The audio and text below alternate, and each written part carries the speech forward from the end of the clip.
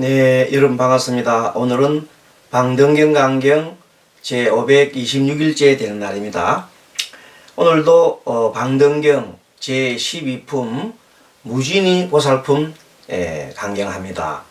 그리고 지금 우리가 하고 있는 품은 방등경 제28분에 해당하죠. 그렇습니다. 그리고 이제 무진이 보살이 사리불에게 얘기합니다. 먼저 사리불이 물었지요. 무진의란 뜻이 무엇입니까? 하고 물었을 때 무진의 보살이 무진이란 것은 다함이 없는 것을 말한다. 한량이 없는 것을 말한다. 한량이 없는 법, 한량이 없는 수행, 그런 데 대한 뜻이다 라고 얘기를 했습니다. 그래서 구체적으로 이제 수행 중에서도 육바라밀 행을 얘기를 하면서 육바라밀 행이 그 수행이 다함이 없다고 그랬습니다. 왜? 중생의 번뇌가 한량이 없고 또 중생 또한 끝이 없이 계속 생사윤회를 계속 해가기 때문에 그 중생을 다 건지기 위해서는 한량 없는 보살행을 해야 한다. 그런 뜻입니다. 그래서 육바라밀 행을 하면서 맨 처음에 보시 또 한량 없이 하고 계율 지키는 것도 한량 없는 계율 지키는 법, 그리고 인욕 참는 거죠. 참는 수행도 한량 없고, 그 다음에 정진도 한량 없고, 그리고 이제 다섯 번째 선정에 대해서 쭉 얘기를 하고 있는데 지금 이제 선정에 대해서 얘기하고 있습니다. 그래서 21페이지죠. 21페이지에 맨 윗부분 보면 보살이 선정을 수행하되 중생의 마음을 알려고 하는 것은, 왜 중생의 마음을 알려고 하면 모든 중생을 제도하기 때문이다. 그 다음에 보살이 선정 수행을 하되 삼보의 종자를 끊지 않으면 다함이 없는 모든 선정을 원만히 갖추기 때문이다. 여기서 만약 보살이 선바라밀, 선정이죠. 선정 바라밀을 갖추려고 하면은 어떻게 합니까? 하고 물었을 때 어떻게 해야 보살이 다함이 없는 선바라밀을 닦는 것입니까? 하고 물었을 때 무진이 보살이 16가지로 얘기를 했습니다. 그래서 지금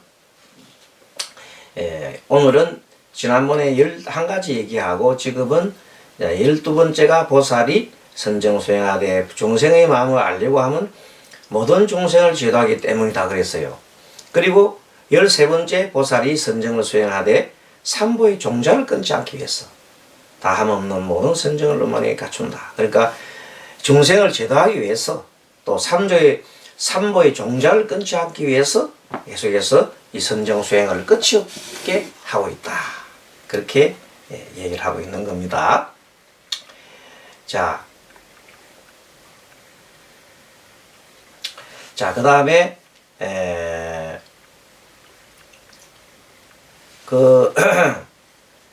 보살이 14번째는 보살이 선정 수행을 하되 물러나거나 잃어버리지 않으면 그 마음이 항상 안정되어 어긋나게 없기 때문이다. 그렇죠? 불태전하거나 잃어버리지 않은 것은 그 마음이 항상 안정되어 있단 말이야. 어긋나지 않단 말이야. 또 보살이 선정을 수행하되 그 자제로움을 얻으면 모든 착한 법을 원만히 갖추기 때문이며, 보살이 선정 수행을 하되 속으로 잘 생각하면 드나드는 수분을 끊어 훌륭한 지혜를 얻기 때문이다. 근데 이제 여기서 얘기하는 내용이 뭐냐면 보살이 왜 선정을 닦느냐 하면 중생을 제도하기 위함이거든. 근데 보통 중생들은 끝없는 방황과 번뇌에 쌓여 있습니다. 그러니까 그 욕망의 노예가 되고 썩냄의 노예가 되고 어리석음의 노예가 돼가지고 끊임없는 번뇌를 일으키는 것이 중생들의 그 일이다 말이지. 그래서 그것을 제도하기 위해서는 어떻게 해야 하느냐면 중생으로 하여금 그대가 지금 탐심을 내고 있다. 그대가 썩냄을 내고 있다. 이걸 가르쳐 줘야 되는데 아무리 해도 중생들은 자기들이 썩내고 바라는 자기가 바라고 하는 그런 데에서 도대체 그것을 끊지를 못해. 예전에 앙골리마라란 사람이 있었죠. 부처님 당시에 99명의 사람을 죽인 사람이 있단 말이지. 왜 그리 죽였느냐? 그리고 마지막에 어머니를 이제 100명 채우려고 어머니 죽이려고 그랬죠. 왜 그러냐면 그 사람이 그 자기 스승에 말하자면 게임에 빠진 거죠. 스승이 이제 이 제자를 아주 구렁텅이에 빠뜨리려고 한 겁니다. 왜? 앙골리마라가 굉장히 그 충직한 사람이고 그다음에 아주 열심히 하는 제자였는데 그 스승이 길을 떠나면서 좀 여행을 갔다 오면서 집에서 좀 집을 보고 있으라 그랬는데 집을 열심히 지키고 있단 말이에요. 근데 집에 있던 젊은 그 스승의 부인 되는 사람이 유혹을 하는 거예요. 색정에 그 탐을 내가지고. 그런데 절대 말을 안 들었지. 그랬더니 앙심을 품고 돌아오자마자 자기 남편한테 거짓으로 구합니다. 이가 당신 나온 한사에 나를 갖다 욕보이려고 몇 번 시도를 했다. 뭐 그런 식으로 이도를 한 겁니다. 그래서 괘씸하게 생각한 스승이 그 앙골리마라를 너 도를 이루고 싶지 않느냐 그랬더니 이루고 싶다 그러거든요. 그러면 꼭 내 말을 무슨 말이든지 내 말 듣겠느냐 하니까 무슨 말이든 듣겠습니다. 도를 이룰 수 있다면 그러잖아요. 그렇게 얘기한 겁니다. 그래 그러려면 지금부터 사람을 100명 죽여라. 100명 죽여서 귀를 하나씩 잘라서 내가 확인을 해야 될 테니까 잘라가지고 오더라 그런 거예요. 그건 왜냐하면 그러면 살인마로 만들어서 죽이려고 한 거지요. 근데도 이 어리석은 앙골리마라가 자기의 뭐에 눈이 어두웠어요. 도를 이루는 것에 도를 갖다가 이루는 데 대한 어떤 그 욕망에 눈이 어두워가지고 사람을 죽이고 질질 죽이고 99명 죽이고요. 마지막에 이제 아무리 찾아도 없어서 찾아보니 자기 어머니가 자기 생모를 죽이려고 한단 말이에요. 그때 부처님께서 생모를 죽인 것은 그거는 너무나 큰 죄가 되기 때문에 부처님께서 이제 그 제도하려고 앞장섭니다. 그 앙골리마라 바로 앞에 한 발 앞에 계속해서 몇 번 앞에 가니까 앙골리마라가 사람 하나 있으니까 저거만 죽으면 되니까 계속 끄라 하고 막 가니까 똑같은 폭을 움직이니까 아무리 가도 못 잡겠거든. 헐떡헐떡거리면서 계속 끄라 그러는데 부처님이 석 돌아오면서 나는 이미 석근을 그대는 어찌 못 썼느냐. 그대는 아직도 못 쓰고 계속 뛰고 오느냐 그러거든. 그렇게 얘기하니까 기가 차거든. 그래 큰 소리 칩니다. 너는 지금 현재 내보다도 빨리 가고 있는데 무슨 소리냐 그랬더니 부처님 하는 말씀이 나는 이제 번뇌의 마음이 다 쉬었거늘 너는 아직도 번뇌가 남아서 도를 이루고자 하는 욕망 때문에 그 사람을 많이 죽이면서 지금도 헐떡거리면서 나를 죽이려 하니 너희 욕망은 아직 쉬고 있지 않으니 그게 말이 되는 소리냐 하고 얘기하니까 그 전까지는 생각이 온통 도를 이루기 위해서 사람을 죽여야 된다는 생각밖에 없었는데 이제 자기가 무슨 짓을 하고 있는지를 알아차림하게 된 거예요. 아, 이게 뭔 짓이지? 내가 왜 이렇게 하고 있지? 하고 정신이 빡 들어온 거예요. 미친 생각에서 본능시 돌아온 거예요. 한 생각에 빠져있으면 그걸 미쳤다 그래요. 그 생각에서 이제 나온 거예요. 그래서 자기가 내가 지금 하고 있는 짓이 사람을 많이 죽이서 큰 죄를 짓고 있구나. 내 하나의 욕심, 도를 이루고자 하는 욕심 때문에 이런 일이 일어났구나 하는 걸 딱 앉아 알아차리고는 바로 부처님한테 무릎을 꿇죠. 그래서 부처님께서 불상의 세계 생각해서 그거를 제사로 받아들이잖아요. 여기서 말이 뭐냐면 중생들은 끊임없이 헐떡거립니다. 대부분 사람들은 아침 눈 뜨고 눈 뜨자마자 탐심에 허덕이고 온 무슨 일이든지 다 허덕일 수밖에 없는 바쁘게 허덕입니다. 그래서 자기가 왜 사는지도 모르고 왜 탐을 내는지도 모르고 왜 성을 내는지도 모르고 막 살아간다. 그래서 그런 사람들한테 어떻게 해야 돼요? 잠깐 멈추어라. 그래서 잠깐 멈추려면 제일 좋은 방법이 고요하게 하루 중에 고요하게 자기를 내면을 들어보는 시간이 있으면 참 좋아요. 그러면 바로 자기를 돌아봐요. 내 모습 돌아보고 내가 하는 짓을 돌아보고 나의 과거를 돌아보고 내가 앞으로 나갈 방향도 보고 이렇게 함으로써 제대로 좌표를 가지고 바른 길을 갈 수 있다 이 말입니다. 그래서 지혜가 나오는 거거든요. 그래서 지혜를 얻기 위해서 잠깐 멈추는 것, 그게 바로 선정입니다. 아시겠죠? 잠깐 멈추어서 나를 바라보고 숨을 고요하게 숨 들으시고 내쉬고 숨 들이내쉬고 하면서 부처님을 생각하고 부처님을 염하고 그런 순간에 자기 마음을 가만히 자기 마음속에 일어나는 탐심이나 썩내임이나 어리석음, 행동 이런 것들이 그대로 드러나 있는 거예요. 그것을 확연하게 자기 깨닫게 되는 거예요. 그래서 이 모든 것이 있는 따라 일어나는구나. 모든 것은 일어날 만해서 일어나고 그리고 모든 것은 다 연관되어 있구나. 코로나가 연관되어서 일어나는 거지 혼자 일어나는 건 아니거든요. 모든 지구상의 사람들이 다 달라 보이지만 사실상은 다 하나예요. 그렇습니다. 자, 그런 것을 우리가 현재 여기서 선정수행을 한다고 하는 그 목적이 뭐냐? 중생구제를 하기 위함이고 중생구제를 위해서는 고요한 마음을 들어서 지혜를 얻어야 된단 말이야. 그 내가 먼저 고요한 마음이 되고 안정된 마음을 가지고 난 다음에 중생을 구제하는 것이 순서이거든요. 자, 그렇습니다. 그래서 도사리 선정수행을 하되 속으로는 잘 생각하면 잘 생각한다. 선사유라고 선. 이때 착할 선자는 잘하다 뜻이에요. 착하다 뜻이 아니라 잘하다. 선사유, 착한 사유, 선사유, 잘하는 사유. 드나드는 숨을 끊어 훌륭한 지혜를 얻기 때문이요. 사리불이여 이를 이르되 보살은 16가지 일로서 선정을 수행하여야 다함이 없어 성문 벽지불과 더불어 같이 하지 않는 것이라 합니다. 성문 벽지불은 나만의 깨달음을 추구하고 나만의 마음의 안정을 추구하면 끝이에요. 하지만 이 보살은 처음부터 끝까지 중생을 위해서 내가 수행을 하고 중생을 위해서 선정에 들고 중생을 위해서 지혜 방편을 얻는 겁니다.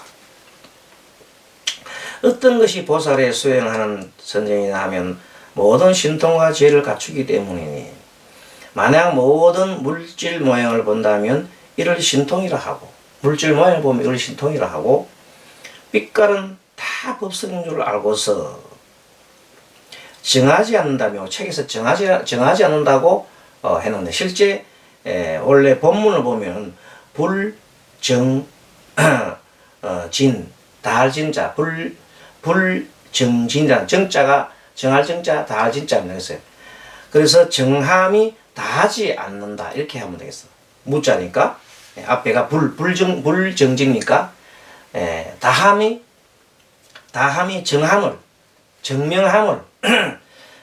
다함이 없다. 그러니까 얼마나 그 정을 많이 해야 되니 정하지 않는다면 이게 아니고 책에 본문 해석이 정하지 않는다면 그것을 이렇게 고쳐놓으세요. 정함이 다하지 않는다면. 그러니까 이제 요 본문에 이 처음 양세진 이 법사님께서 이것을 처음 할 때에 수정을 좀 안 했어요. 원고를 좀 수정해야 되는데 처음 바쁘게 하다 보니까 수정 안 해서 조금씩 문맥이 좀 틀리는 것이 있어요. 그래서 요것은 본문에 보면 불정진 그렇게 되어 있어요. 불정진 정자가 정할 정자의 진자는 다할 진자로 되어 있어요. 그러니까 원문 3페이지 나와요. 원문 3페이지에. 그래서 정함이 다하지 않는다면 그러니까 정할 것이 하도 증명할 것이 많아서 그것이 끝없이 증명을 해야 된다는 그런 뜻이다. 정하지 않는다는 게 아니고 정하는 것이 다함이 없다 이 말입니다. 그렇게 다함이 다하지 않는다. 정함이 다하지 않는다면 이를 지혜라 하리며 그래야 지혜가 되지. 만약 음성을 듣는다면 이를 신통이라 하고 3세의 모든 음성은 말의 모양 없음을 분명히 안다면 음성 중에 말은 원래 모양이 없잖아요. 모양이 없는데도 음성이 나타난단 말이야. 그런 내용을 분명히 안다면은 이를 지혜라 한다. 사실은 요즘 보면 이제 그 음성이라는 것은 파장이잖아요. 파장.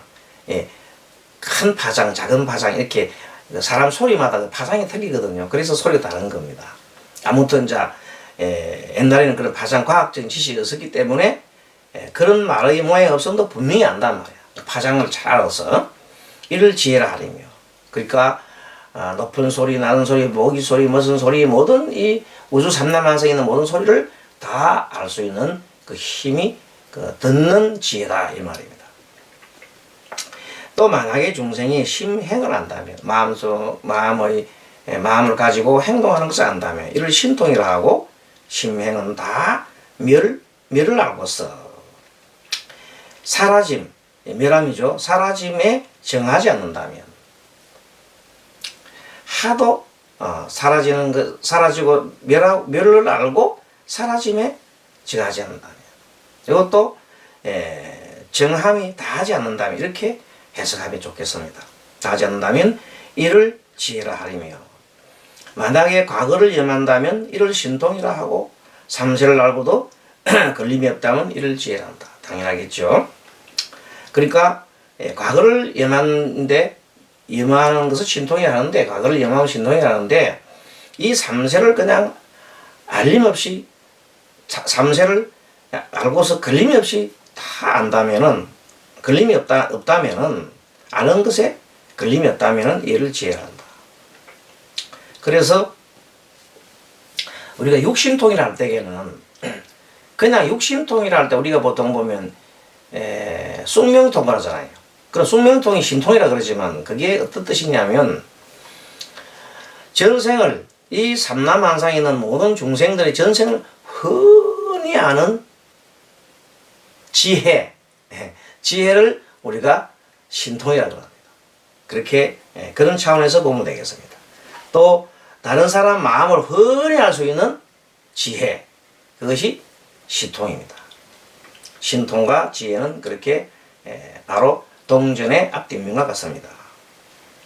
또 모든 불세계에 두루 이룬다면 이를 신통이라 하고 불세계가 허공의 모양과 같음을 안다면 이를 지혜라 하리며 불세계가 사실 부처님 세계가 사실은요 허공과 같다. 허공은 모든 삼라만상인 것을 다 받아들이고 다 의지하잖아요. 그게 바로 불세계라. 부처님 세계도 똑같다 이야. 그런 뜻을 얘기합니다. 만약 모든 법이 파괴하는 모양이 없으려 한다면 법이라는 것은 파괴되고 그런 것이 아니다 말이야. 이를 신통이라고 법을 보지 않는다면 이를 지혜라 한다. 법을 보지 않는다면 이를 지혜라 한다. 그러니까 모양이 파괴되고 파괴되지 않고 하는 그런 하나하나의 그러한 상에 집착을 하지 아니하고 그 전체가 인연이다 하면 자동적으로 모양이 파괴되고 인연이 또 생기면 모이고 그렇게 하는 것이다. 그래서 하나하나 법을 들여다보고 집착하지 않는다. 만약에 세간을 무너뜨리지 않는다면 흘지 않는다 말 무너뜨리는 것으로 해석을 합시다. 흘지 않는다지 말고 세간을 무너뜨리지 않는다면 이를 신통이라 하고 행을 잡되게 하지 않는다면 행을 갖다가 아주 혼잡스럽게 잡된다는 막 섞이는 거죠. 여러 가지 이것저것 막 섞이게 하지 않는다면 이를 지혜란다. 뭐 당연한 얘기 같습니다. 이건. 그 다음에 만약에 범천 하늘이죠. 제석천 호세천왕을 벗어난다면 이를 신통이라고. 보통 우리는 범천에 속해 있고 제석천의 힘에 싸이가 그 힘의 지위를 받고 있고 호세천왕의 지위를 받고 있는데 그 속에서 벗어난다면 신통일 한단 말이에요. 그리고 이성이라는 것은 성문영학을 말하죠. 성문영학과 배운이라는 것은 배우는 중에 있는 사람 유학, 그 다음에 배우지 않는 자를 무학이라 그러죠. 의 지혜를 벗어난다면 이게 또한 지혜라 하니 배움에 대해서도 집착하지 아니하고 배웠다고 그만 떨지 아니하고 그것도 무학이라고 해서 또 주눅들지 아니하고 그것을 벗어난다면 이를 지혜라 하리니 이것을 이르되 보살의 진정한 수행하는 신통과 지혜의 차비라 하는 것이다. 그래서 이르되 보살의 선정을 수행하는 신통과 지혜의 차별이라 하나니라. 사리부리여 보살은 모든 중생의 번뇌가 마음을 어지럽게 함을 잘합니다. 그렇죠. 모든 중생의 번뇌가 중생의 마음을 어지럽게 하잖아요. 그러므로 선정법을 닦아서 아까 전에 말하잖아요. 어떻게 마음을 멈춘다. 그래서 제일 먼저 수행하는 기초가 뭐예요? 지수행. 마음을 그치잖아요. 지수행이 가장 좋은 것이 한 곳에 집중하는 거예요. 이렇게 연물에 집중하고 호흡에 집중하고 처음에는 그렇게 한다. 그래 하다 보면 나중에 자동적으로 알아차림인 관수행이 일어나게 된다. 그래서 드디어 지혜를 터득하지요. 자, 이러한 중생은 번뇌의 마음이 어지럽기 때문에 그렇죠. 어지럽기 때문에 보살이 그 중에 선정을 닦아서 잘 조성하여 이 선정을 하여금 평등한 마음에 머물게 한다. 평등한 마음이라는 것은 어떤 번뇌가 일어나서 한쪽 극을 달리게 되면 집착을 하게 되면 그 평등이 깨지거든. 그런 마음을 고요하게 함으로써 바란스를 딱 맞춰주니까 중고의 마음에 딱 든다. 그런 것을 우리가 지혜의 마음이다. 그렇게 하는 겁니다. 자, 그러므로 이를 이르되 보살이 선정을 수행한다 하나니 보살이 선정을 수행하는 원인은 왜 선정을 수행합니까? 중생 구제를 위해서. 왜 중생 구제를 해야 됩니까? 중생들은 마음이 계속해서 산란하단 말이에요. 뭐 때문에? 탐심과 썩맹의 어리석음에 물들이기 때문에. 그런 자들을 마음을 고요하게 하려면 어떻게 돼? 먼저 마음을 집중을 해라. 그래서 지수행을 시키는 거다. 그래서 제일 중요한 게 연물해라, 강경해라, 또 무슨 다른 일을 외워라. 계속해서 한 곳에 집중하게 만드는 거거든. 윗바사나 같은 것도 마찬가지고 또 어떤 선정이든지 간에 한 곳에 집중하는 것을 계속 기도 수행도 그렇고 집중을 한단 말이에요. 집중하고 마음을 딱 그치다 보면 이제 자기 스스로 자기 마음을 슬 들여다보거든. 마음속에 일어나는 여러 가지 일들을 딱 보고 탐심이 성냄이니 이런 모든 근원적인 궁극적인 것을 마음속에서 탐구를 해낼 수 있단 말이에요. 그러면 이제 자기를 스스로 알아차림하잖아요. 그러면 나라는 사람은 습기가 참 탐심이 많은 사람이구나. 나는 참 명예를 탐하구나. 나는 재물을 탐하구나. 나를 색정에 나는 탐하고 저 스스로가 그것을 알아차림하게 된다. 그러면 그것을 알아차림해서 더 이상 그런 습관에 나쁜 습관에 노예가 되지 않도록 하면 되겠죠. 그래서 뭔가 사람은 자기가 어딘지 모르게 항상 관심이 있어야 돼요. 관심이 없으면 안 돼요.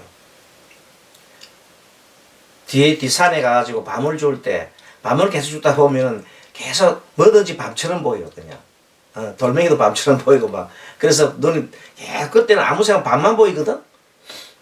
그렇듯이 착한 일을 계속 생각하면 착한 일만 생각하게 되고 악한 일을 자꾸 하면 악한 마음이 자꾸 들고 그런 일만 생겨나니까 안 된단 말이에요. 그래서 여기서 이제 착한 일을 많이 하도록 그렇게 하면 선정을 닦고 그러므로 이르되 보살이 선정을 수행한 하나니 만약에 중생의 평등한 지혜 속에 머문다면 이를 성정이라다. 마음이 평당에 머문다는 말은 뭐냐면 여러 가지 번뇌가 없어가지고 한쪽에 집중하는 마음이 없어진 걸 말합니다.